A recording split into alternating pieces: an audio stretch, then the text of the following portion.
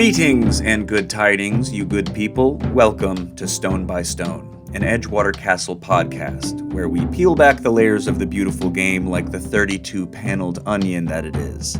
Join me, Andrew Swanson, your host, as we engage in some insightful conversations with some very remarkable individuals. These brave souls will share their unique perspectives on the world and its game, their personal narratives, and how football has woven itself into the fabric of their lives like the thread in a highly personalized quilt. A heartfelt thank you to our production sponsors, Tightrope Recording, for their masterful sound engineering, and to our dedicated listeners. Your continued support means the absolute world to us, so thank you for it. Now, hear ye, gather round the hearth, pour something literally or figuratively warm into your cups, and welcome to Stone by Stone.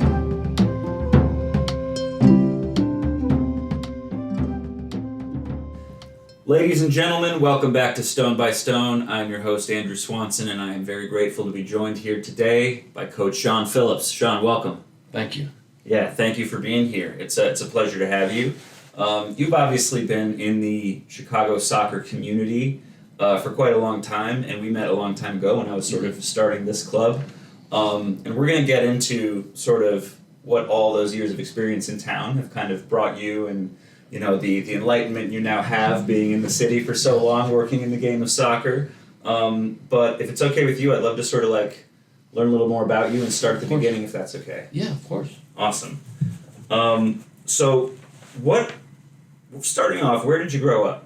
I grew up in Dallas. Okay. Which in the 70s and 80s was considered a hotbed of youth soccer, a big hangover, for lack of a better term, from the Dallas Tornado and Lamar Hunt, and his vision of soccer taking hold in this country. Yeah. So the Dallas Tornado had a lot of players come in and stay, and then those guys stayed and coached and created what was at that time a precursor, I feel, to the current youth environment model. Got it. And there were a lot of very talented coaches who had unbelievable playing experiences that none of us, with our very narrow experience or even exposure to world soccer, really understood until much later in our days.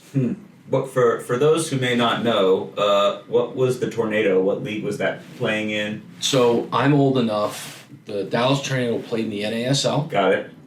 So I remember going to games at Texas Stadium with the Dallas Tornado with Kyle Rote Jr., Kenny Cooper, all two big names that, as you go down the history of soccer in this country, made a very, very big impact. Yeah. And then they transitioned into indoor, as a lot of NASL teams did, and then they eventually folded, along with the NASL in the early 80s. But very quickly, Dallas created, with the ownership of the Dallas Mavericks behind it, the Dallas Sidekicks. Then the Major Indoor Soccer League, which was then the pro model that really paid the bills for people to play the game in this country. Right. Outside of a couple of little regionalized leagues, but that was in Dallas. The Dallas Sidekicks were it. They replaced the Tornado. And that group also, even though the money was good, it wasn't good enough. They got into youth coaching. Right, of course. And of course in Dallas, the TV show Dallas is very much like Dallas. There was a lot of money there in the 80s. Yeah. So people started paying good dollars for good coaching. Yeah. And coaches came and stayed. Yeah. And created a youth environment that had promotion and relegation by the late 80s, early 90s. Wow. Quite before its time here in the U.S. Yes. and there were bits and pieces. You can only have so much roster movement. Yeah.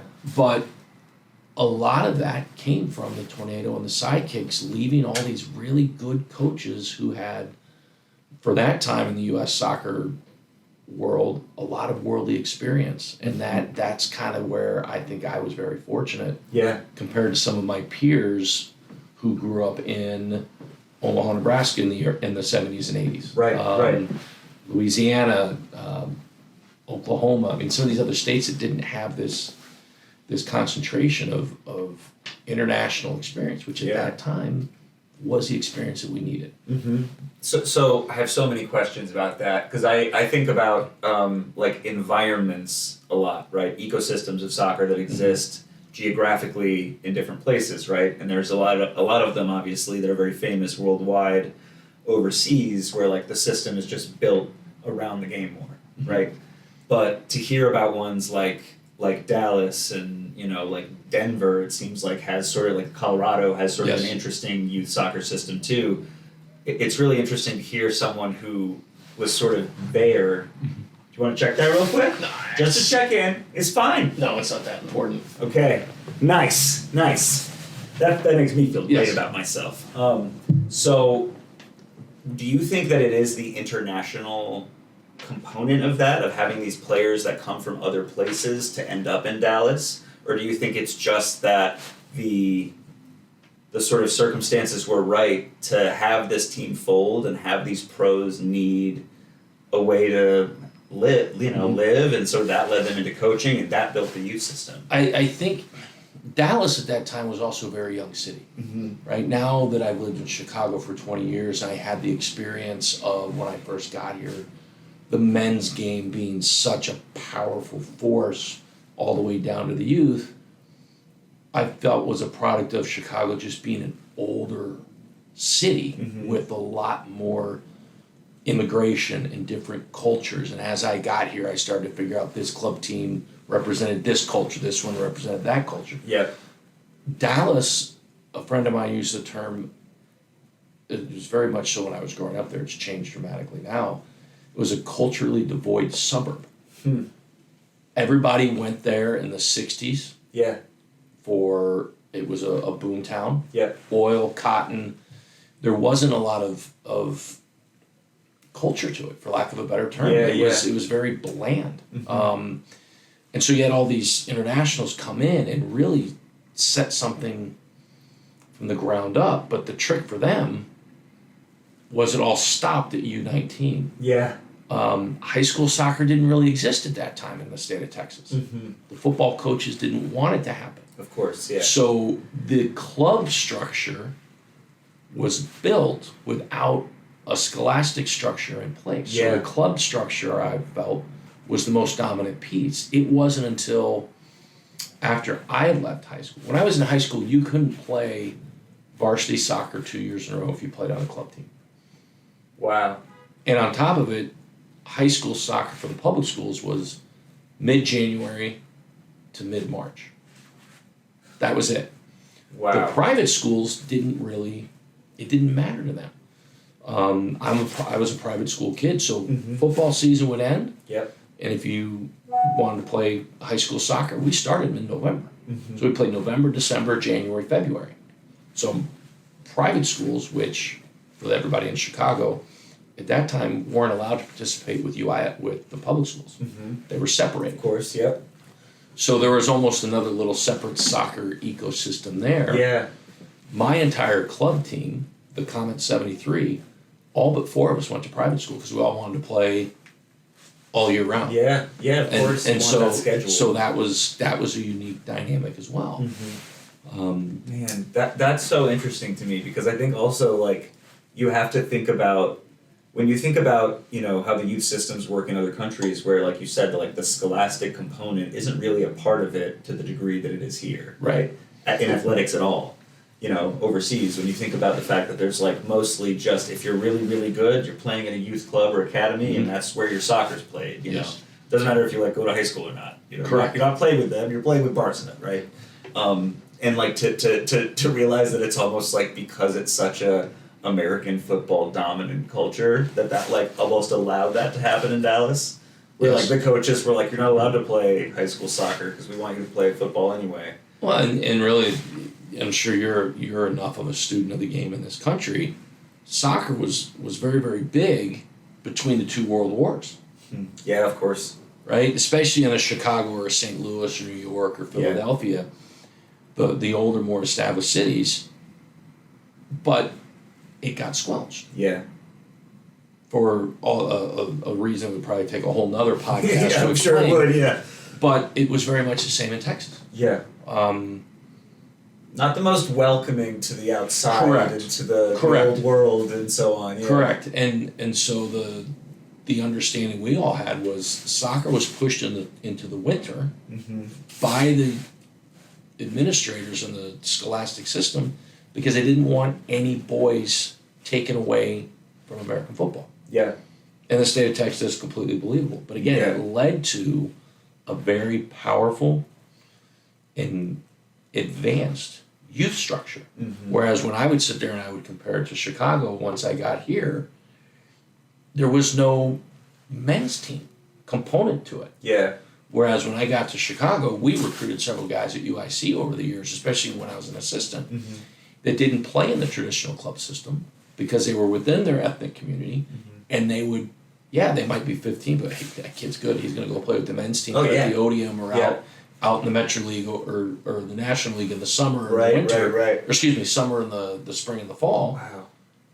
And so that was a different dynamic. So as well built out as Dallas's youth system was, I mean, we had a 2-week tryout period, July 1 to July 15. You were not allowed to play with anyone else. I mean, it was very, very structured.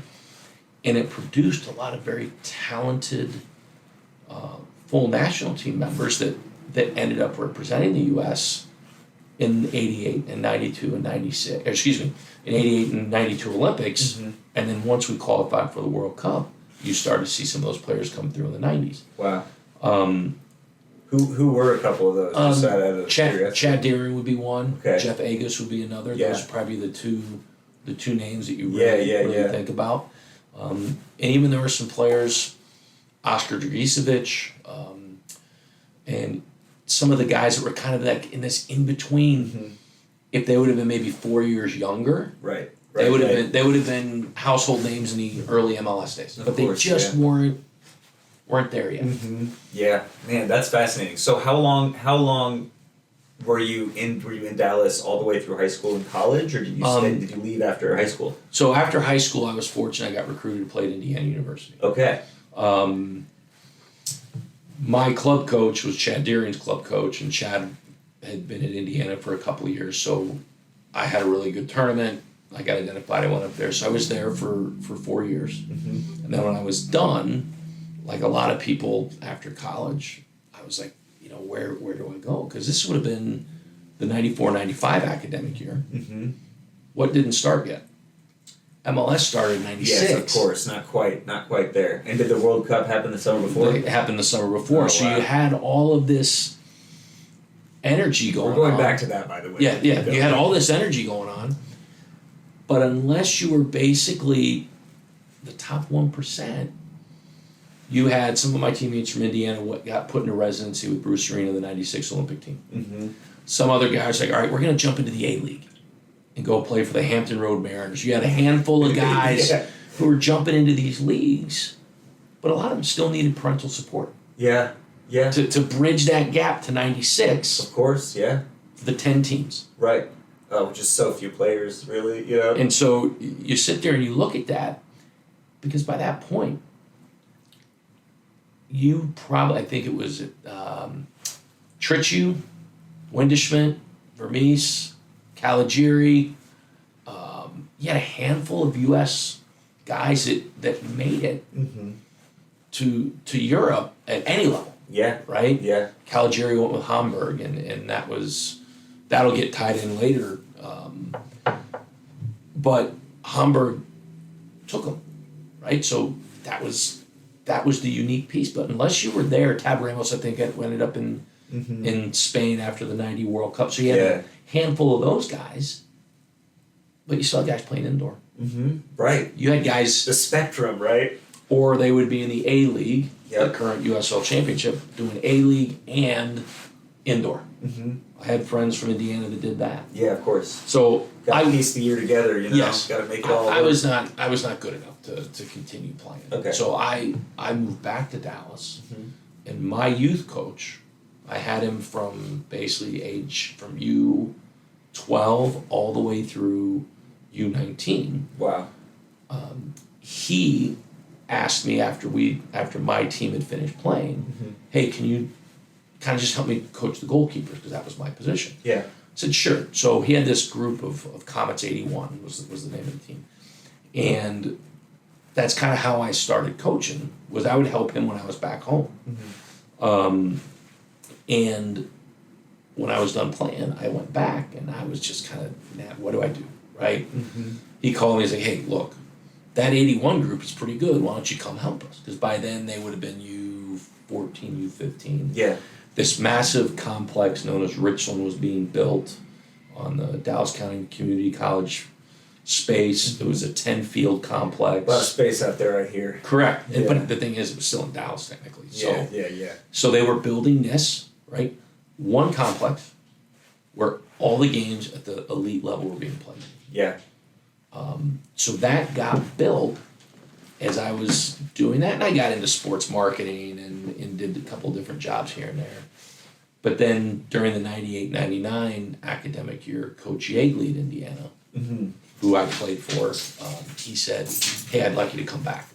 We're going to have an opening in our grad assistant either in January of 99 or January of 2000. So then I returned to Indiana. Yeah. And went back to coaching there and got my master's degree and spent 5 years as an assistant coach there. So you were basically pretty soon after you were a player at Indiana, you were an assistant coach. Correct. How much time went by? 4 years. Okay, 4 years. 4 or 5 in years. Dallas. Yeah, I was in Dallas, but I would go back and I stayed connected. I would go back and work camp, and they would come into town and we would recruit, and I would kind of keep an eye out and things like that as I was just navigating my own personal.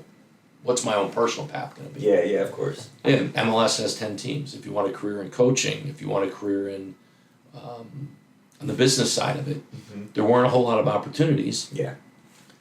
But in the 90s, college soccer, and even through the early 2000s, college soccer is where it was at. Yeah, of course. The best coaches were there. Yeah, and the most structure and the most money and so on, right? Our guys in Indiana had better gear, had better staffing, had better sports performance than a lot of the MLS teams in the early times. Sure, that's true. Now, fast forward to now, and it's nowhere close. Well, yeah. You lose. The argument used to be, you want to be a pro, you want to make real money, go to college, give us 2 or 3 years. We're going to accelerate your physical development as an athlete because we have better resources than the MLS teams did. Right. And that was true. Yeah. It was true for a long, long time. But Yeah. as we see what the Chicago Fire built down the street from UIC, and you start looking at all of the MLS teams now, as beautiful as the Fire's is, in 5 years, that's not going to be the standard anymore. Yeah, Somebody else is going to upgrade. Well, things are moving real fast these days. Yes. People are building a new, beautiful kind of thing all the time. So that got me back to Indiana for basically till January of 2005. Yeah. I was fortunate there. I was able to coach. I was able to be a part of a bunch of teams that were very successful. Some very talented players that have gone on to great coaching careers and playing careers. And then, there was an opportunity here at UIC. The athletic director made a coaching change, and John Trask, who was the grad assistant my freshman year at Indiana, grad assistant my sophomore year, became a full-time assistant.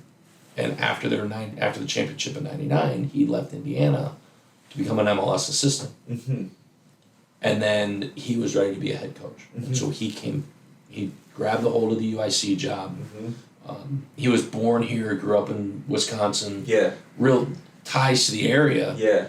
And at that point, I was ready for a new challenge because I was one of 3 assistants.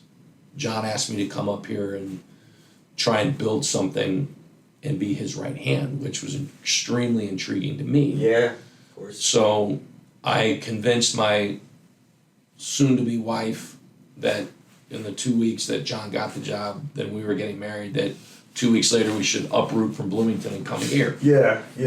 And so since that, I'm now 20 years in Chicago. Wow. So the sort of journey from Dallas to Bloomington to Dallas to Bloomington to here, it's like a pretty straight narrative, right? Like that's and you've been here for 20 years. What year did you after this, I'm gonna go back to the summer of 1994 Okay. for a second. Of course. And then we're probably gonna take a little bit of a break. Then we're gonna come back. But before I do that, when you were first coming to Chicago, did you already have did you come visit Chicago when you were in Indiana at first, or did you know a lot about it, or was it sort of like an unknown quantity to you? When you go to Indiana, whether you're in the soccer team or not in the soccer team, there are people from, well, I thought they were from Chicago until I actually went, and Sure. they're not really from Chicago. They're from Naperville. They're from the suburbs and so forth. and whatnot. But being in our 20s, we still went out in the city, so I was somewhat familiar with it. Yeah. And I had been up a couple of times for different soccer reasons, but it always intrigued me as a city. Yeah. And so when the opportunity was here, I drove up again and kind of drove around, because that was right when the UIC University Village area was just really starting to take a foothold of what you know of it now. Yeah. So when you put that in there and you start looking at, okay, there's the MLS team here, there's all these soccer opportunities, that really cemented it for me for kind of my first post-Indiana job of what's a challenge that, while it's still a challenge, could be interesting, but also a reasonable expectation for success. Yep. And that was kind of the reason why I went ahead and jumped in. But I had been up enough to know it was a real big soccer town. Some of my Indiana teammates kind of had lived in both worlds. They lived in the youth soccer world, but they all, I could tell you which men's team they all played with. Right. So I understood Dream Wright, Maroons, Audrey. I knew enough that there was a real big men's amateur community here that was different than what I had experienced in Dallas growing up. Right. I talked to John Dorn when he was on the show about when he grew up. He played for one of those teams that was essentially like ethnic European cultural touchstone for that community. Yes. But also if you're around geographically and you're really good, you could play with us if you're really good.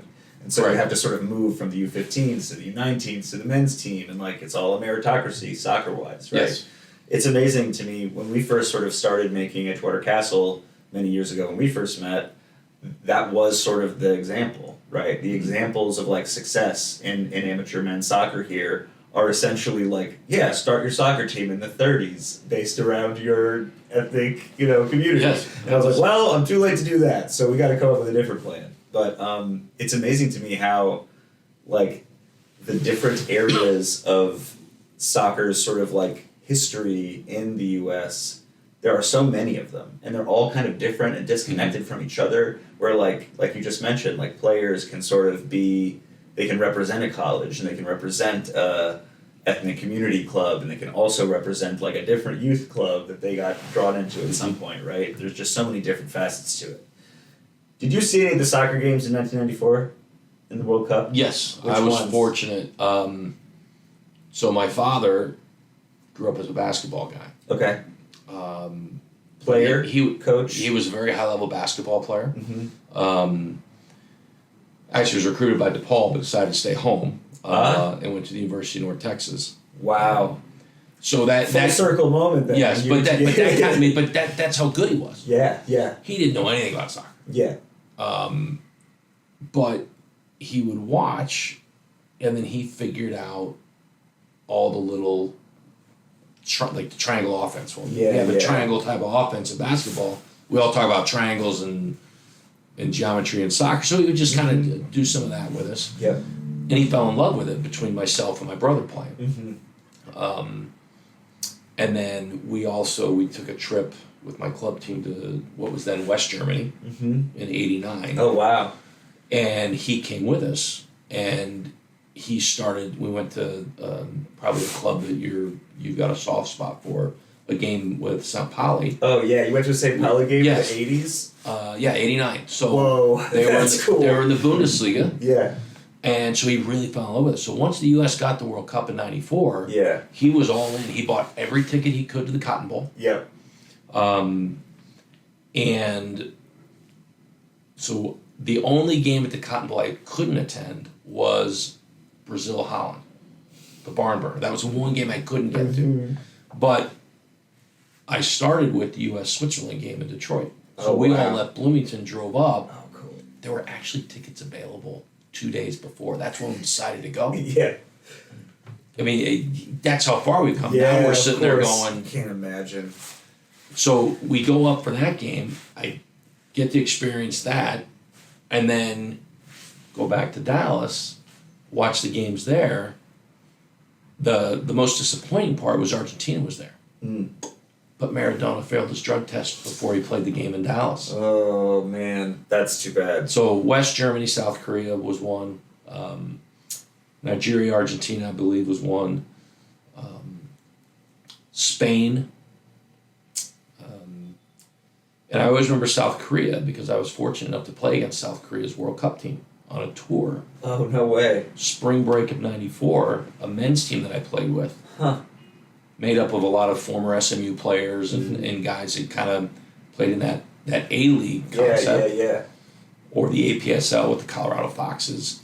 We were a men's team and we would play, and South Korea needed a game on their tour through the U.S. because by then they knew they were playing in Dallas, so they came to Dallas. We played in a park that I had played youth soccer at. Yeah. No one knew the game was happening. Yeah. That was it. That's incredible. So the South Korea national team played. Oh Imagine playing at, I don't know, beautiful grass field in Chicago somewhere. Yeah, exactly. Like Grant Park. Make a grass field like there were maybe 400 people. Oh man, that's big. Friends and family of us, but that doesn't happen anymore.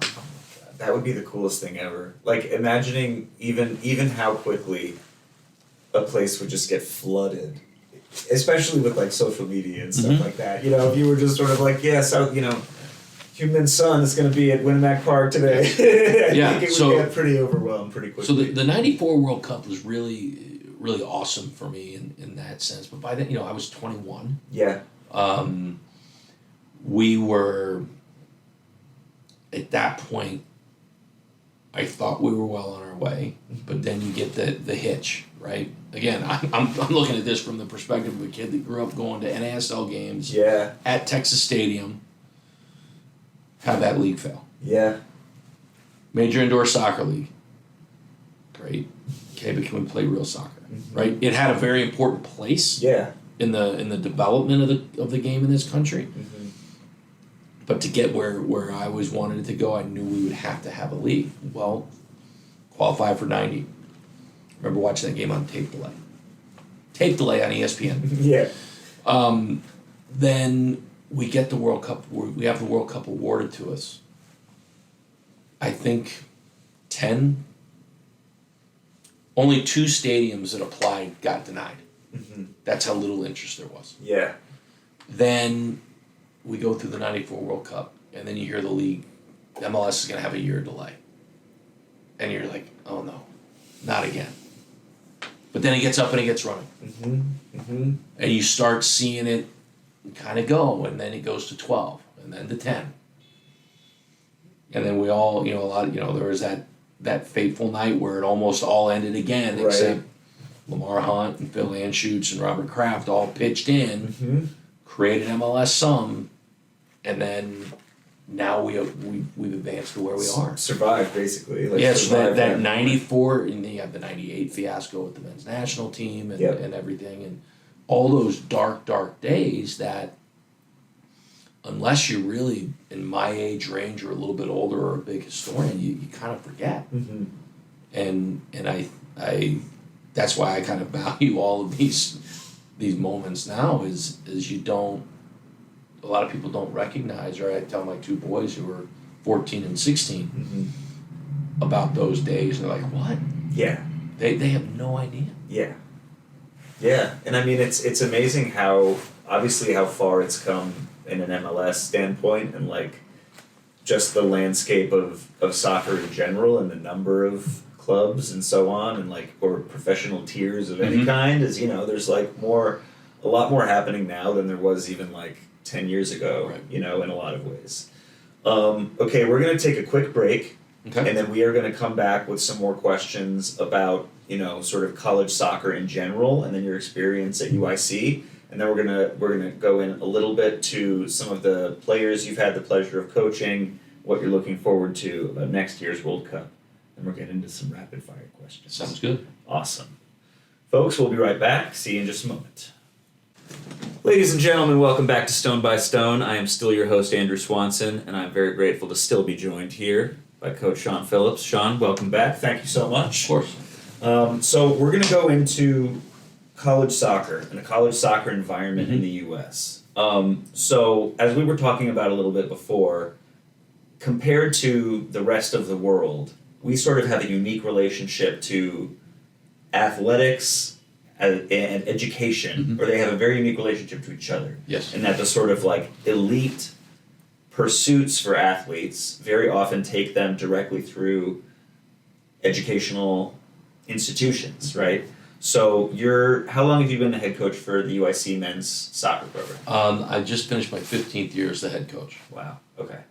And in that time, have you seen like at least Division I soccer? Have you been Division I the entire period Yes. of time? Have you seen like Division I soccer change an extreme amount, or has it been like pretty much a similar system throughout?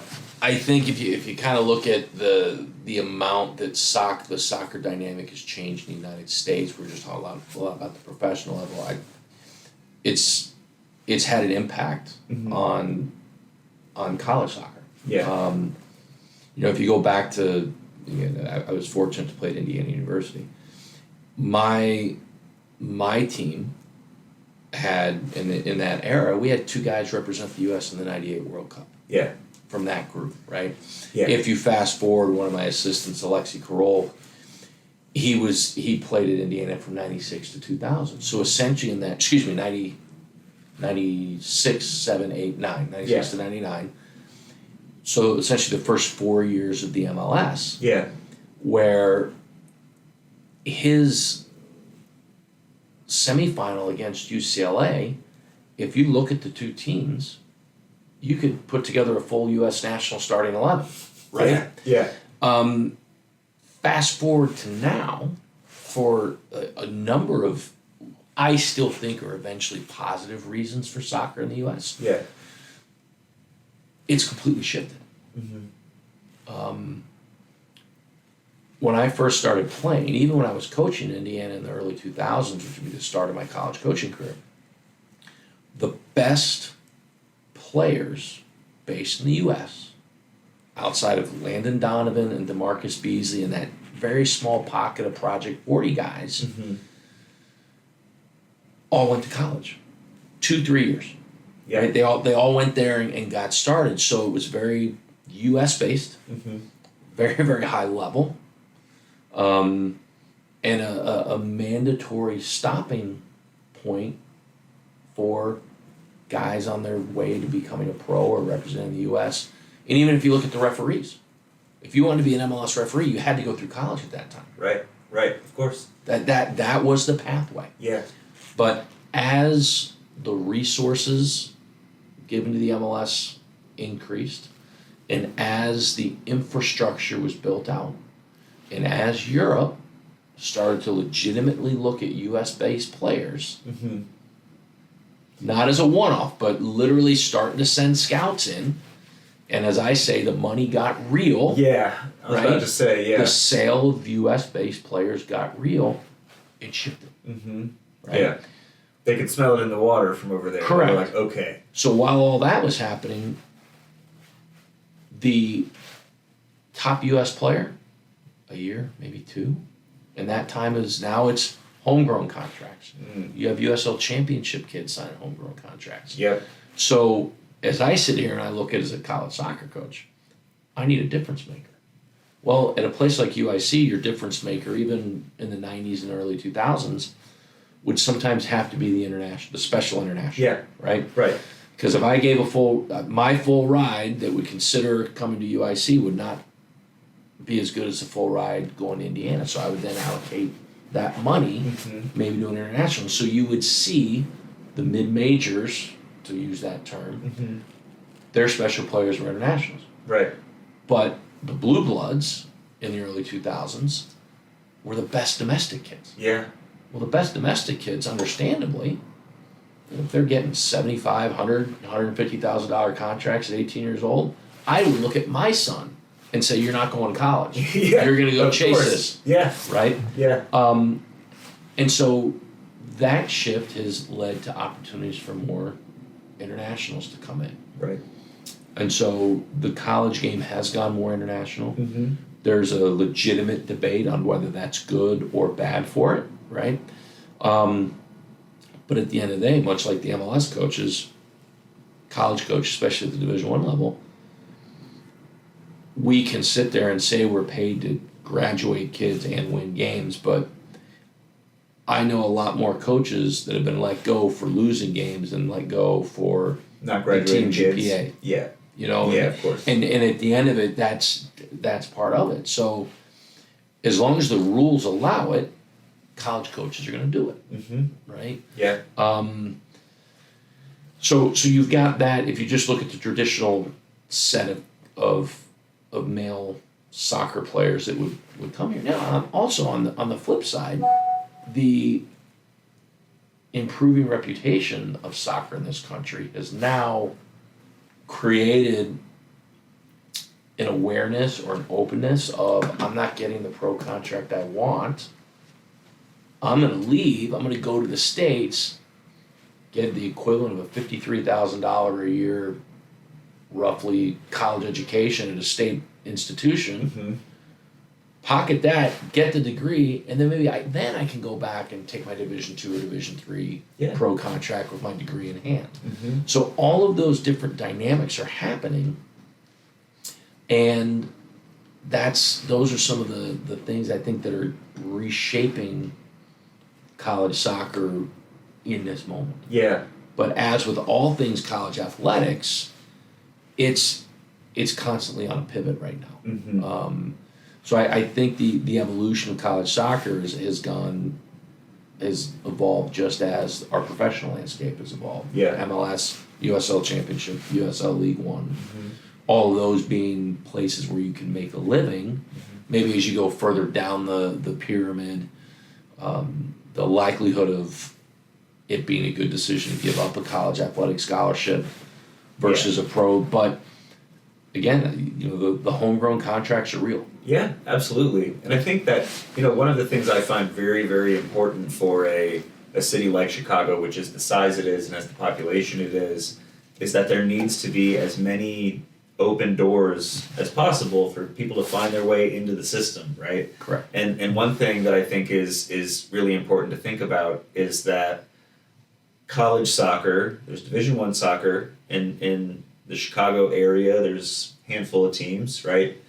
Division II soccer, smaller amount of teams around in general, tons of Division III teams around, right? So the amount of places that serious players that want training can go to get it in a college environment in the Chicagoland area, it's just a huge amount of the opportunity, period, right, is in colleges. When it comes to, what you would advise players to do who maybe show up and end up looking at a club like Edgewater Castle and being like, this sounds good for me, because, we do have a lot of players who've got D1 experience, and we've got a lot of players who, played high school soccer for a bit and then we're the next biggest thing they did, right? But they're very talented and so on. What do you recommend to players who sort of like either show up in Chicago without having a ton of that, connectivity to the scene? What would you sort of recommend in terms of players, wanting to look for a step, maybe educationally, or looking for some of those opportunities? The first thing I always tell everybody is there is a place in the soccer pyramid for everyone. Yeah. Right? Now, you have to be willing to acknowledge where your level is in that moment. Mm-hmm.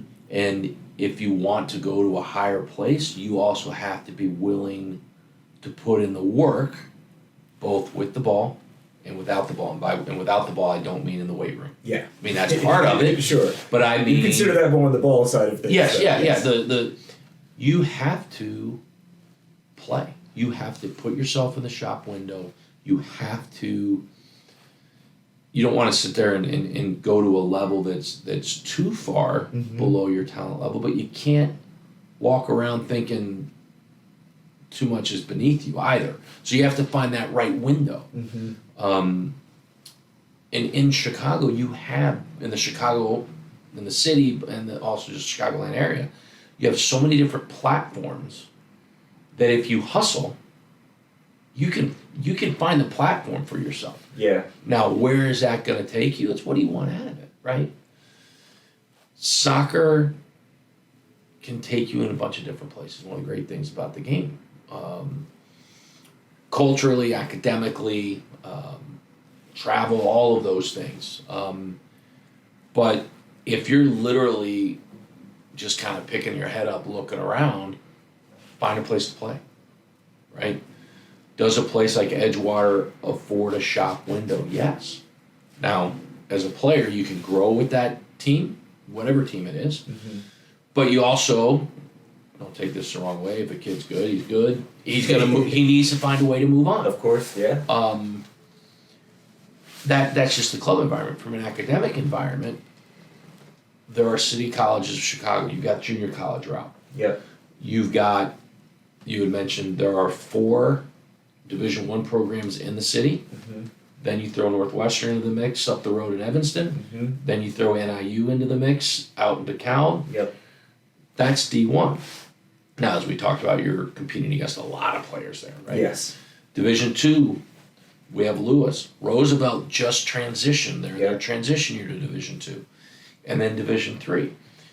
So if you're willing to put in the work with the ball and the weight room and the sports performance piece, and you're a decent student, you don't have to be an unbelievable student, a decent student, and you're willing to hustle the other pieces, and you're willing to give up less than the ideal, willing to give up less than the ideal, there's a place.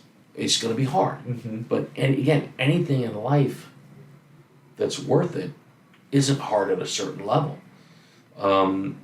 Look, does my son, who's a junior in high school, have an advantage over a lot of people? Yes, he does. Got good advice from Dad. That's the luck of his lottery. Yeah, of course. Right? Yeah. But that doesn't mean that we haven't had guys. We had a young man show up at UIC as part of a World University exchange from Zambia. And just showed up at the tryout one day. Well, his dad died in his first year with us. He wasn't quite up to speed. He struggled a little bit academically, but he kept working at it, and eventually he became an all-conference player. And now he's back home with a degree in environmental sciences. Basically, his dad's company closed, but he's doing what his dad's company did. So when you sit there and you look at that, and I look at that young man, and I go, all right, there's that one. And then we have had a number of kids with varying levels of success on the field. Yeah. But I think 2 of them graduated that navigated through the community college system. Yeah. Whether it was here, the city of Chicago, or maybe one of the more quote-unquote premier community colleges in Iowa or Texas. So you recruited through those? Through those, yes. Wow. Yes. And that's another avenue, right? Yeah. Because much like I sit there and say these kids can't think anything's beneath them, there's no avenue that's beneath us. And we're proud of that fact. And I think the best years that we've had that mix of traditional kids, the quote-unquote traditional ones, right?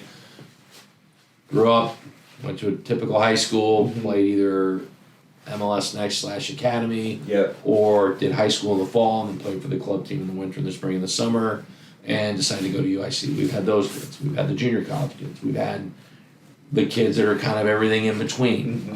We've had transfers. We've had international transfers. So the teams for us that have really done it on the field and obviously in the classroom with I think our graduation rate's 91 or 92%. That's an A. if I'm not Yes, mistaken. that is A- in my high school. Yeah.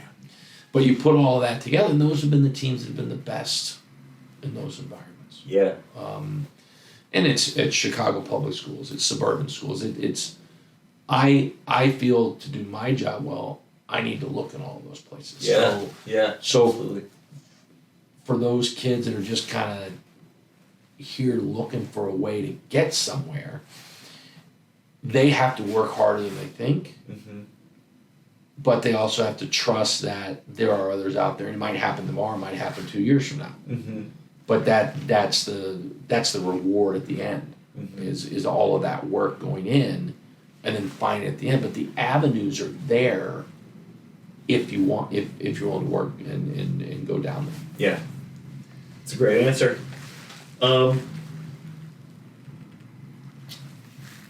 Looking back, what are some of the earliest memories you have as a coach that really like have stayed with you, or like, you know, highlights or challenges overcome or things like that?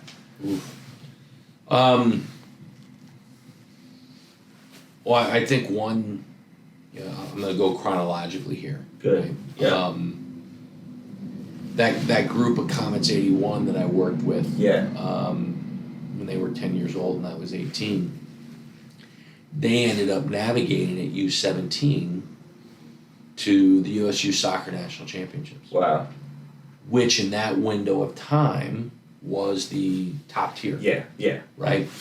So it was great because really, and this was something Horst did, like my 73s from the time he took us over, we had nine of the 18 guys that finished with us started with us when I was 12 years old. Wow. And he did something very similar with that 81 group. So Yeah. that group of 10-year-olds that I first got exposed to, just watching them over the years Yeah. go into that was probably kind of the first window of time, right? Mm-hmm.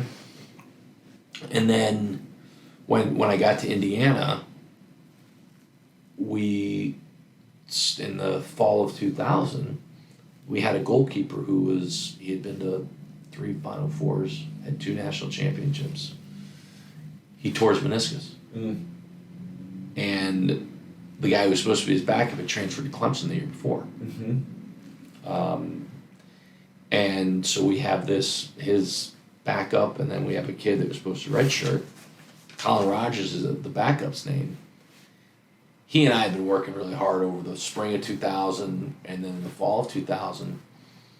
And to watch him go from December of 99, before I got there, sitting in the stands at Indiana's national championship wearing khaki pants and an Adidas pullover. And then in 2000, we lose in the semifinal with him in goal. Then in 2001, he finished his career in the final. Now, I was disappointed we didn't win. Sure. But that journey that he made was probably the first thing. And I remember my friends calling me and leaving me a voicemail, because, of course, I didn't have a cell phone yet. Yeah. Coach Yeagley on national TV just complimented you for the work you did with Colin. Wow. So that was really a validation piece for a young coach. Yeah. And I mean, any recognition at all, let alone a little. yeah, I mean, and especially coming from Coach Yeagley, right? So there was that piece. And then in 2004, and this is kind of a double-edged, Mm-hmm. we win the national championship. And one of the players was a kid named Mike Ambersley. And talented player, one of the best possession players I've ever been around. He had some off-the-field challenges that in the moment I didn't realize what I was doing. Mm-hmm. I mean, I was doing my job. You're supposed to make sure he stays on task with his homework and all of these things. It's Mhm. okay. So my number one goal is to take this goalkeeper and make sure he's ready. And Jay Nally ended up having a 10-year pro career, which is great. We win the national championship, his last touch, and at that time, I thought that was going to be my crowning moment in Indiana. Was the last touch of this 5th-year senior's career as a goalkeeper was blocking the penalty that won the tiebreaker for us. Mm-hmm. But I remember seeing Mike Ambersley holding the trophy, and he came up and gave me a hug, and we took a picture with it. And then fast forward to May of 23, Indiana's having their 50-year anniversary of soccer.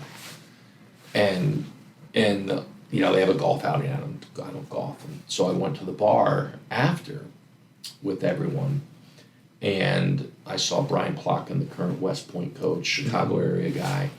He goes, Sean, I go, what? He goes, I thought you were coming, but I wasn't sure.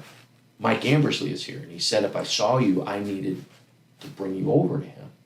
I said, okay. And so I walked over with my wife, who at the time we were engaged to be married in 2004. I walk up with my wife, Allison, and we go over to Mike. And Mike just looks at me, gives me a big hug, gives Allison a big hug. And he goes, I'm so happy you're here. I want to introduce you to my wife. So I met, you know, the introductions were there. But then what his wife said afterwards is that off the field moment coaches always talk about.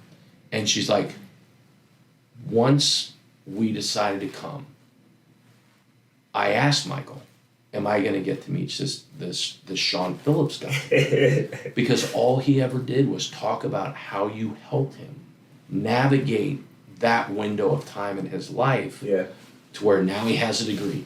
He played pro in the indoors, and you know, he had his cup of coffee in the pro league, but now he's got a wife, kids. He's coaching his kids. His whole life is going in a great way.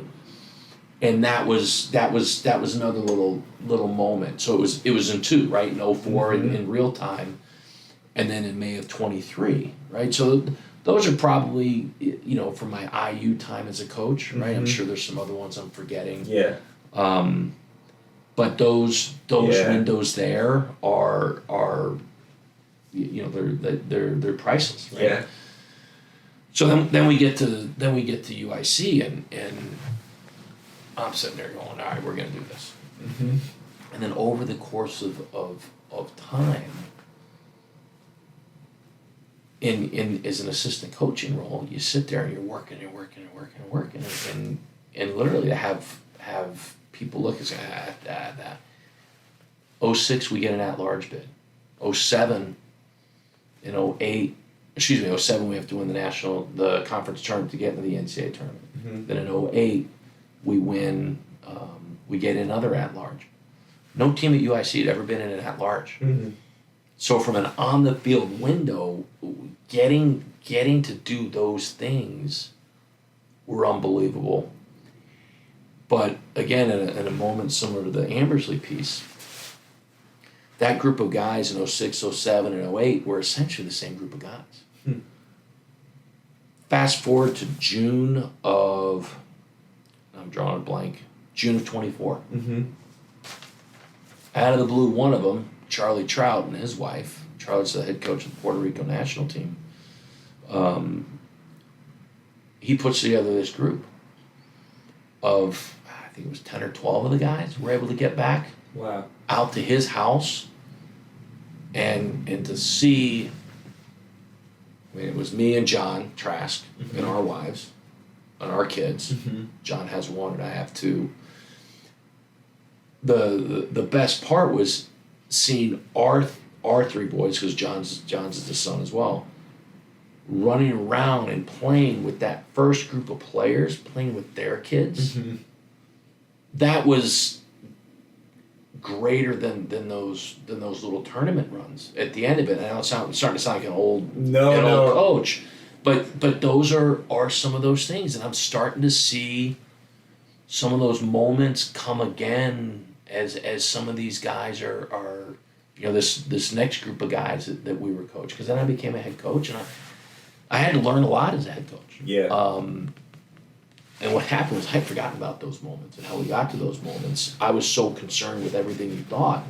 But once I got my bearings and got more comfortable, that next group of guys from like 2013 to 2019, they're starting to have kids, and all of those things are, yes, I tell you what, some of the championships have been great. Winning's still fun. Winning's a blast, and winning again keeps the job. right? Yeah. But at some point somewhere, it's all those other pieces that when people ask, what are the really the important pieces or the special moments, those are becoming more and more special to me as I get further along in this game. That was a fantastic answer. Okay, I'm gonna skip ahead a little bit. Okay. With the upcoming World Cup in North America, what are your thoughts on the future trajectory of soccer in the United States? Like, what do you imagine this next one is gonna do?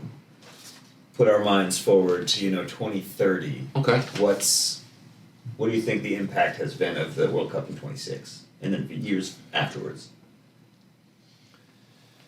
Oh, that's a good question, because I think, if you go back to, if you look to base answers on previous experience, I go back to 94. Right.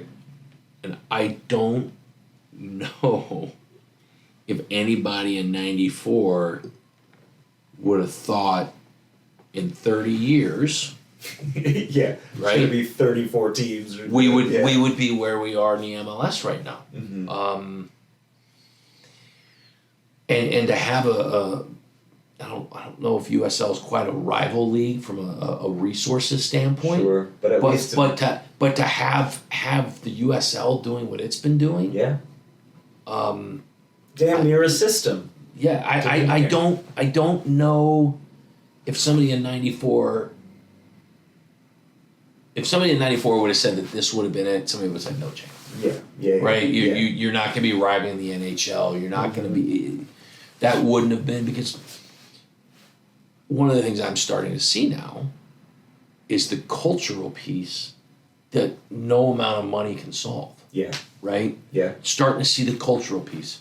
It's, when I grew up, as I mentioned, my dad introduced me to basketball. Because that's what he did. Yeah. Right? Of course. So you go back and you look at pictures of my two boys. There's soccer, and there's basketballs, there's footballs. Yeah, sure. But the soccer's around. Right? Yeah. That in and of itself, if you ever look at this guy, soccer starts at home, right? His whole thing is, you can sit there and pay all the coaches all the money you want to pay them, but if mom and dad, and they always use Pulisic as an example. Sure, yeah. Right? He and his mom would play soccer, tennis randomly. Yeah. Now, there are a lot of other pieces go into it, but unless that's happening, so I think that layer didn't exist between 94. Yes, you had a pocket in St. Louis. Sure, yeah. Right? Yeah. Where you had, and that would be a difference between St. Louis and Dallas, or Chicago and Dallas, is you had the dads passing that down earlier. Yeah, generations of immigrant families. Who were all there. Yeah. So you've got that still happening, but now you've got me giving it to my kids and my nieces and my nephews, and that's just starting to multiply. Multiply out. You take that, then all the money that's becoming even more real. I don't know really where can it go, right? Yeah. Are we gonna have, is USL's promotion and relegation gonna really all of a sudden, if the city of Louisville becomes a training center for one of the teams, does that accelerate everything, right? To much the same way stuff accelerated with MLS, does something similar accelerate in Louisville, Kentucky, for example, because they've got one of the most successful USL championship teams. Does that accelerate it now to where promotion relegation gets a little bit more into the conversation? Right. Does that happen? Does there's just so many different ideas. You've got a team in New Mexico? Yeah. New Mexico United exists? Yeah. Right? And we haven't successfully too. And we haven't even had 2026 yet. Yeah. Right? Exactly. So it's really hard to fathom, right? Because it feels like without it, soccer in the U.S. is sort of like snowballing. before it's even here yet. So there is a sense of like, oh man, it's just like a lot of fuel to suddenly like put behind this thing that already feels like it has momentum. Yeah. So I think when you do a force multiplier, right? I don't know if we really know where this is gonna go. Yeah. The one caution I would have, or one of the things I've seen build, even the MLS, right, for all its faults, it's done so much for the game. Yeah. There are now legitimate supporter cultures outside. Like Chicago was always going to have a Section 8, whatever it was going to be named, right? Yep. Because that was there. Dallas has one. Mm-hmm. Denver has one. Yeah. I mean, you're sitting there, you're looking at it, so that the culture piece is coming. Mm-hmm. My fear is, does the money become so real that becomes sanitized? Right. Yeah. You know? Yeah. I'm watching it with my beloved Dallas Mavericks. We had season tickets from day one through 2015, 2016. They trade Luka Doncic. The money is not allowing the fans to express the way they feel. Yeah. Right, wrong, or indifferent. Mm-hmm. Does that amount of money, because that's the direction I think this could go, does the amount of money World Cup 2026 bring into the game in our country? I should say into the three countries, because I've got this other theory that, Yep. do all three countries form one continental league? Yeah. Just a super pyramid. Yeah, that'd be awesome. Right? That would be awesome. But does the amount of money then sanitize some of the really neat things that we're doing in the fan engagement and culture? And because for me, that was always something, going back to that sitting in the stands in St. Pauli in 1989. Yeah. It's opening weekend. Yeah. Again, I'm a 16-year-old kid from Dallas. I shouldn't say I've never been, because I'd been to Dallas Tornado outdoor games when I was 7. Sure. Right? I go to that game, and it's like, wow. And then as I got older, I read up on how that was. We would have gone to Hamburg, but they were gone. Because that's where we stayed at HSV's training grounds. Right, yeah. So they had an away game that weekend? They had an away game that weekend. So we went to that, and that was such an unbelievably great experience. Yeah. That's what I always measured everything up against. Yeah, of course. Right? So that was my bar. And I think we're there now in most cities. Yeah. I just hope we don't lose it with the amount of money that comes into the game. Yeah, and that is one of the exponential growth areas that is so like, man, that's getting out of that Bridgeview contract. That number alone, just like, oh my goodness. But that's the now that we're getting that back. Yeah, that's true. And I think that's the thing. It takes money to build stadiums and training facilities, and for all of the other things to happen, and we need that example at the top of the pyramid. So, okay, I'm gonna get into a few sort of rapid fire questions. Okay, who was your footballing hero growing up? My footballing hero growing up. A player or coach or. I almost break it down into two windows, right? Okay. 70s and 80s, right? My footballing hero, in hindsight, ended up being, it's going to sound corny, Horst Bertel, my youth coach. Yeah. Right? Yeah. Because he was the one that taught the game to us, exposed us to everything. Again, going back to how fortunate that he was in Dallas at that time. So the one took you to St. Pauli? He took us. Yeah. And then one time I was moving. He and his wife, unfortunately, he passed away a couple of years ago, but he and his wife needed to stop moving, so we were moving stuff. And I pick up this picture. I'm like, hey, what's this? He goes, oh, that's the Cup Winners' Cup. He played for Hamburg in '78 when they won the Cup Winners' Cup. Wow. That was my youth coach, and I never realized it until I was 16. Yeah. And then we started looking through all of his things, and then everything he did really started to make sense to us. Yeah. And the other thing you got to remember, what was not on TV very much. Yeah. Right? I had indoor soccer on TV. Right, yeah. Right? So Dallas was tattoo, and I was like, okay, he's popular, and he scores goals, but he doesn't do it for me. Mm-hmm. Right? Yeah.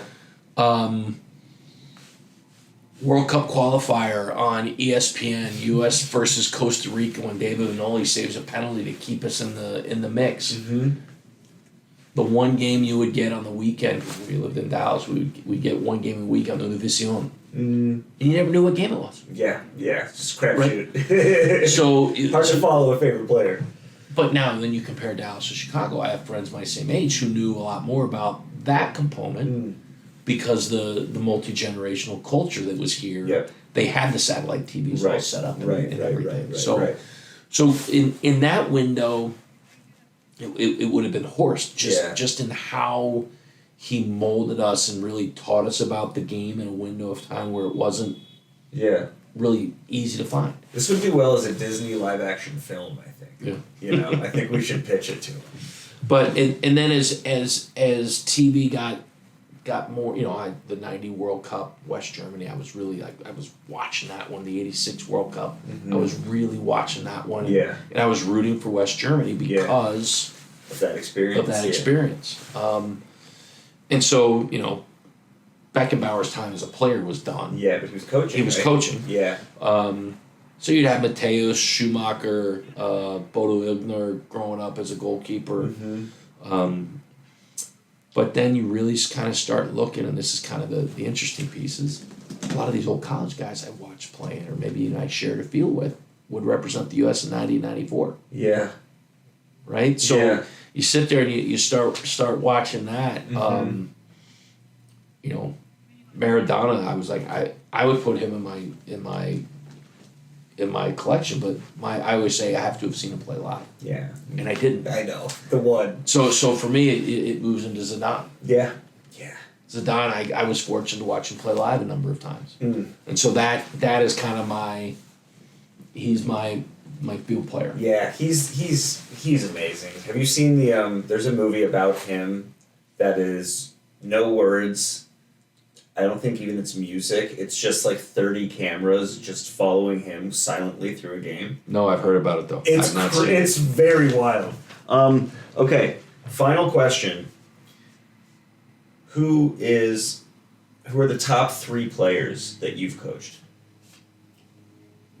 It's a good question.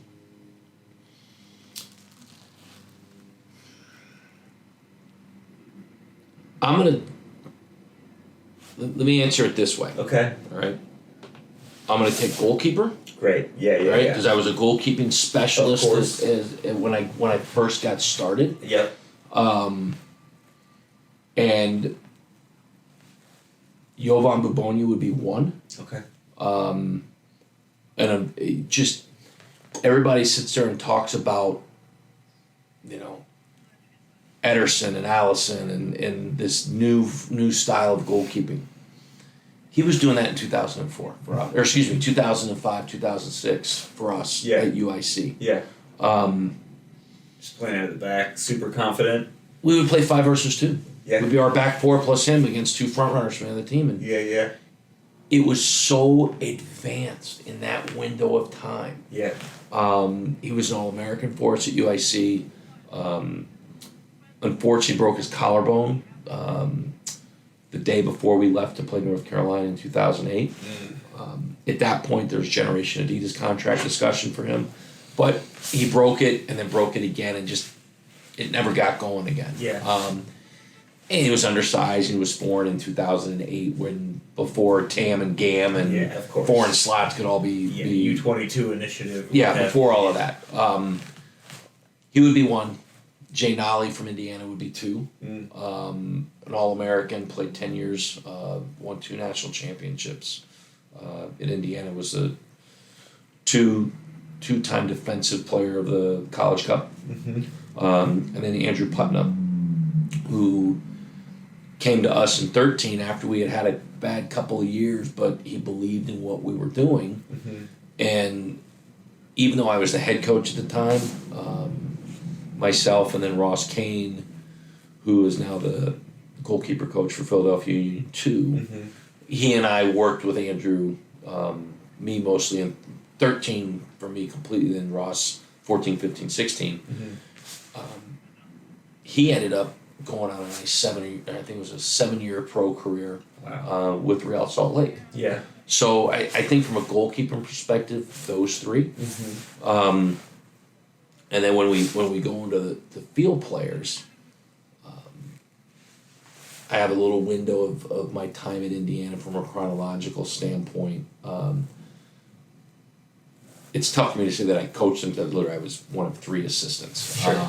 But I think Danny O'Rourke, Pat Noonan, those guys just, and then Ned Grabavoy, a Chicago kid. The way those 3 guys played was just, it was special. Mm-hmm. Now fast forward to my time at UIC, that group of guys in 6, 7, and 8. Mm-hmm.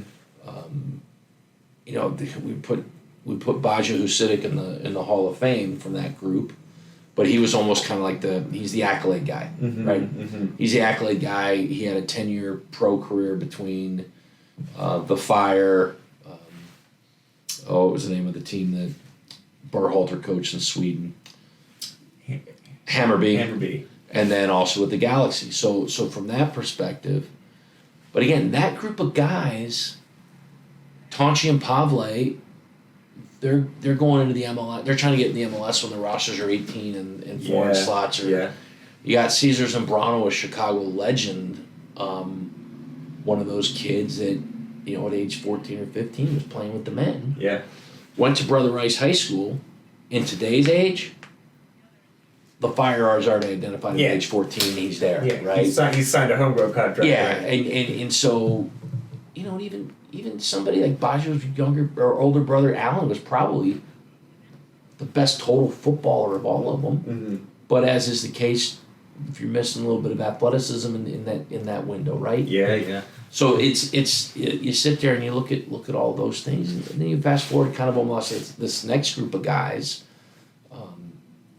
Chino, as he called Jesus Perez, the Waukegan kid that came in. He transferred to us from Akron, and he made a big impact on a number of players. But I think when you look at some of these windows, right, you almost have to break it into that scenario. You've got eras of coaching in which you have you've luckily had a lot of good players under your purview over the years. Yes, yeah, and I think we're sitting on, we've got another group of guys that are getting ready to, I think if we did this again in 2 or 3 years, I've got 3 guys in our current team that I would put money on we'd be talking about. Yeah, I very much looking forward to that.